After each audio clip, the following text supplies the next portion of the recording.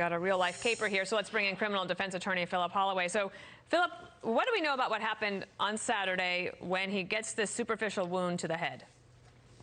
Well, Dana, good morning. All we know is that something happened out there on this road that was in a very remote area. And quite frankly, it's going to be critical for law enforcement now to dig into the details of exactly what happened, because in light of the statement released by the attorney for Mr. Murdaugh, at first it was well, okay, he's got to go to rehab because he's got personal demons he's going to confront. He's resigning from his law firm. Now we know that he was basically pushed out over the allegation that he misappropriated millions of dollars over the course of some period of time. So I think it was, in my opinion, maybe a questionable decision to release that statement. But certainly, if the statement is not entirely accurate and that there's much more to the story, it raises more questions than it answers. It makes him clearly a person of interest, at least.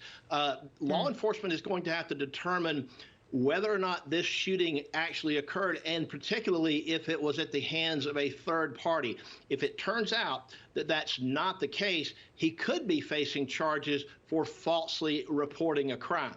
So this whole situation over the weekend, I think on balance, is probably not helpful to his legal interests. I think they probably should have just gone ahead and been quiet and not released any statements, because I think they're digging the hole deeper. So if the investigation reveals that a third party was involved, say an eyewitness comes forward or ballistics information shows that, then is it reasonable to assume that this is connected to the murders of his wife and son?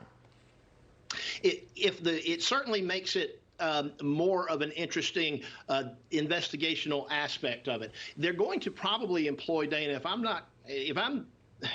I'm just guessing here, but if it were me doing it, there's something called a geofence. And what they can do is they can get cell phone data, and they can basically put a geographic sort of a fence, maybe a circle, a circumference around the scene of that shooting, and they can tell who, with a smartphone or smart device, was inside there. And so they will know who, if anybody, was in the area of that shooting. So they're going to be doing that. They're going to look at Alex's text messages, his phone calls, any emails. They're going to look at what his exact whereabouts were over the weekend to determine exactly what the circumstances of this shooting are.